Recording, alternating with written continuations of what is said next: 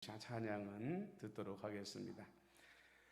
할렐루야. 우리를 위해 부활하신 주님을 찬양하고 축복합니다. 여러분 한번 이렇게 한번 외쳐볼까요? 할렐루야, 부활을 축하합니다. 한 번 더, 할렐루야, 부활을 축하합니다. 예. 오늘 바울은 말합니다. 나는 어떻게 해서든지 죽은 자들 가운데서 살아나는 부활에 이루고 싶다. 믿는 사람들이 부활에 이루고 싶은 것은 당연한 마음인데 왜 이렇게 바울은 아둥바둥 부활에 이루고 싶어 했을까요? 우리는 사도들의 삶에 대해서 일종의 환상 같은 것을 가지고 살고 있습니다. 바울 서신을 봐도 감옥에 있을 때도 나는 기뻐하고 기뻐한다. 너희들도 기뻐하고 기뻐해라. 이렇게 말을 합니다. 그리고 바깥에 있는 성도들을 도리어 염려하지요. 그러다가 보니까 우리는 사도 바울의 마음에는 그저 모든 감정이 기쁨으로만 가득 차 있어서 어떤 환경에 있어도 바울은 행복했어 라고 생각할 수가 있다는 것이죠. 여러분, 사람은 근본적으로 희로애락의 본성을 다 가지고 있습니다. 마음의 고통도 육체의 고통도 누구든지 다 가지고 있는 것이죠. 바울은 이 모든 고통을 매일매일 짊어지고 살고 있었습니다. 바울은 먼저 가는 곳마다 미움을 받았습니다. 예수를 믿지 않는 유대인들에게 매일 미움을 받았고요. 놀랍게도 바울은 교회 안에서도 미움을 받았습니다. 그것은 할례를 받지 않고 예수만 믿어도 된다는 당연한 진리를 외쳤기 때문에 미움을 받았고요. 어제까지 박해자였던 자가 어느 날 갑자기 사도가 돼서 나타나니까 그 시기와 질투로 말미암아 교회 안에서도 늘 바울은 미움을 받는 그런 존재였다는 것이죠. 여러분, 그리고 조금 전에 말씀을 드린 것처럼 바울은 가는 곳마다 믿지 않는 자들 때문에 체포가 되고 정말 감옥을 자기 집 드나들듯이 드나드는 그런 삶을 살았습니다. 때로는 성령님의 위로가 있고 함께하는 성도들의 위로가 있지만 바울이라고 왜 마음의 고통과 육신의 고통에서 완전히 자유로웠다 이렇게 말할 수 있었겠습니까? 바울의 마음에는 아마 간절한 소망이 있을 수밖에 없었을 것입니다. 내가 만약에 부활의 몸을 입게 되면 이 모든 고난에서 완전히 자유로워지지 않겠느냐. 누군가에게 더 이상 미움을 받지 않아도 되고 누군가에게 폭력을 당하지 않아도 되고 감옥에 갇히는 시련을 당하지 않아도 되지 않겠는가 하는 소망이 왜 바울이라고 없었겠냐는 것입니다. 그렇기 때문에 여러분들, 바울은 이 마지막 부활의 단계에 이르는 것은 주님의 죽으심을 본받는 것밖에 없다 이렇게 말하고 있습니다. 주님의 죽으심을 본받는다는 말은 무엇을 의미할까요? 죽음을 통과해야 바울이 사모하는 부활에 들어가게 된다는 것을 누구보다 잘 알고 있었다는 것입니다. 그래서 바울은 무서울 것이 없는 사람인데 그 중에서도 가장 무서워하지 않은 것은 바울은 죽음을 무서워하지 않았다는 것입니다. 부활로 들어가는 유일한 관문이었기 때문에 그렇다는 거예요. 여러분, 이런 말이 있지요. 100년을 살지 못하면서도 1000년의 근심을 가지고 살아가는 어리석은 사람들아, 이런 말이 있습니다. 그런데 반대로요, 우리 그리스도인들은 이 땅에서는 100년을 살지 못해도 바울처럼 부활을 통하여 영원을 꿈꾸는 삶을 살아가야만 된다는 것이죠. 마드다 던이라는 영성 신학자가 있습니다. 여자 신학자인데요.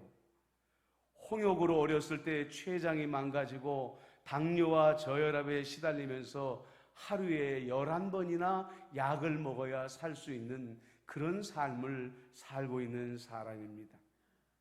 그런데 이분은 연약함 때문에 하나님을 원망하고 하나님으로부터 멀어진 것이 아니라 이 연약함 때문에 더욱더 하나님을 찾게 되고 하나님을 가까이 하게 되었다고 그렇게 고백을 하고 있습니다. 도리어 이 연약함 때문에 자기 자신은 하나님이란 분은 도대체 어떤 분일까 더 깊이 연구하게 되었다는 것이죠. 이분이 국민일보에 소개된 한 책에서 이렇게 말합니다. 헤세드의 변함없는 확고함은 헤세드는 주님의 자비와 주님의 사랑을 말하는 것이죠. 헤세드의 은혜의 변함없는 확고함은 우리에게 하나님은 단 한순간도 우리를 잊으신 적이 없고 앞으로도 절대 잊지 않으실 것이라고 분명히 말한다. 헤세드의 본질은 하나님이 결코 우리를 돌보시는 일을 그만두지 않으신다는 것이다. 우리가 구하는 것은 하나님이 허락해 주시지 않을 때 또는 끝없이 계속되는 슬픔을 없애주지 않으실 때 하나님은 더 우리를 돌보시지 않는 것처럼 보인다. 그러나 하나님의 영원한 지혜와 사랑은 우리와 함께 있고 우리를 위하신다. 하루에 약을 11번이나 먹어야 되는 그 연약함과 고통 속에 사는 사람이 말하기를 하나님은 나의 어떤 고통과 어떤 연약함 속에서도 나를 돌보시고 나를 지키시는 하나님이시다. 이렇게 고백하고 있는 것입니다. 우리는 살아가면서 바울이 그랬던 것처럼 정도의 차이는 있을지 몰라도 마드다 던이라는 영성신학자처럼 고난의 인생을 살아가고 있습니다. 그런데 여러분, 고난의 인생 한가운데에서도 하나님의 헤세드, 즉 하나님의 자비와 사랑을 멈추지 않고 우리를 돌보신다고 말씀하고 있는 것이지. 사실 우리가 부활에 대하여 기본적으로 알아야 될 진리가 두 가지가 있습니다. 하나는 이미 우리는 부활을 경험한 사람들이라는 거예요. 우리는 날 때부터 죽은 채로 태어난 존재입니다. 우리의 영혼은 죽은 존재였습니다. 그러나 예수님께서 십자가에 달리시고 죽으시고 부활하시고 우리에게 성령의 생기를 불어넣는 그 순간에 다시 태어난 거죠. 우리는 거듭났다고 말하는 것인데 이것이 여러분들 부활했다는 뜻인 것입니다. 이미 우리는 다 부활을 경험한 사람들입니다. 그런데 여러분, 우리가 살아가면서 아까 조금 전에 말한 이 영성신학자처럼 크고 작은 완전하지는 않지만 부활의 맛을 보면서 살아가고 있지 않습니까? 어떤 때는 건강이 상해서 다 죽어가다가 다시 살아납니다. 어떤 때는 재정의 문제로 다 무너져서 내 인생이 끝장난 것 같다가 다시 살아납니다. 마음의 희망을 잃어버리고 낙심하고 있을 때 성령님께서 소망을 불어넣어 주시면서 다시 살아나게 하시는 것이죠. 여러분, 이 모든 것이 다 작은 부활을 경험하면서 최후의 부활로 인도하시는 주님의 자비로운 손길 가운데 하나라는 것을 우리가 알아야만 한다는 것입니다. 그러면 우리는 주님의 죽으심을 본받아 마지막 그 순간을 통과할 때까지 어떤 삶을 살아야 될까요? 바울은 자나깨나 부활을 꿈꾸며 어떻게 하든지 주님의 죽으심을 본받아 그 나라에서 부활하는 것이 간절한 소망이었다고 그랬습니다. 다시 말씀드리지만 죽음은 바울에게 어떤 두려움도 어떤 장애도 아니었습니다. 그러나 바울은 주님께서 주신 사명을 다 이룰 때까지는 이곳에 남아 있어야만 했던 것입니다. 빌립보서 1장 23절로 24절에 우리가 잘 아는 이야기가 나옵니다.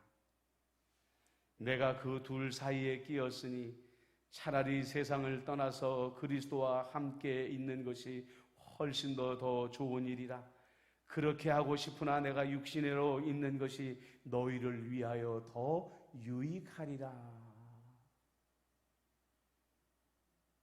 좀 삐뚤은 심정으로 말을 하면, 야, 나는 매일매일 죽음을 맞이하고 하나님 나라에 얼마나 가고 싶은 줄 알아? 근데 나는 너희들 때문에 하나님 나라에 못 가고 있잖아. 이것이 바울의 마음이었다는 거예요. 아직도 바울이 복음을 전해야 할 땅은 많이 남아 있었습니다. 마음이 얼마나 급했는지 몰라요. 그러나 목숨을 바쳐 세워놓은 교회들은 매일 문제를 일으키며 바울의 마음을 뒤집어 놓습니다. 바울은 한편으로는 교회를 개척하고 한편으로는 교회의 분쟁을 중재하고 다시 복음을 가르치는 일을 매일같이 반복하는 피곤한 삶을 살아야 됩니다. 어떨 때에는 교회에 분쟁이 일어났다는 이야기를 듣고 당장 달려가고 싶은데 체포가 돼가지고 감옥에 갇힌 채로 이러지도 저러지도 못하는 신세에 있을 때도 있었다는 거예요.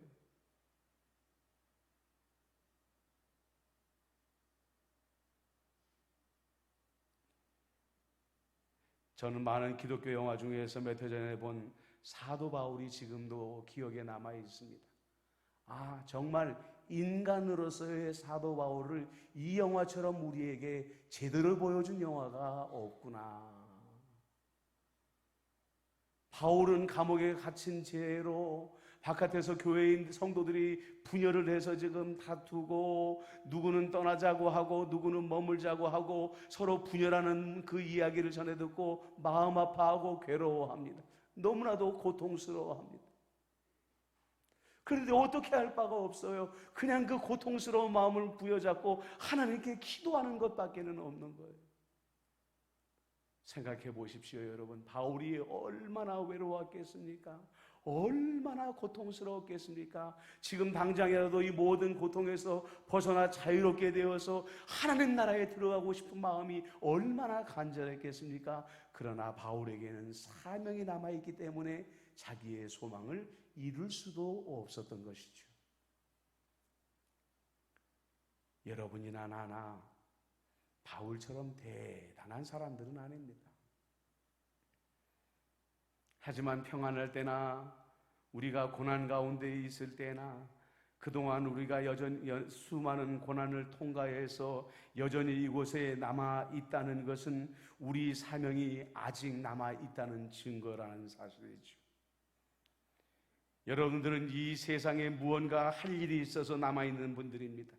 여러분들은 임마누엘 교회를 위해서 뭔가 해야 될 일이 있기 때문에 남아있는 분들입니다. 여러분들을 통하여 누군가 부활의 복음을 들어야 될 한 사람이 있기 때문에 여러분들이 이 자리에 때로는 고통 가운데 있을지 몰라도 남아있다는 것을 우리는 잊어서는 안 된다는 것입니다. 언제부터 우리는 부활의 영광과 소망이 얼마나 위대한 것인가 하는 것을 잊어버리고 살아갈 때가 있어요.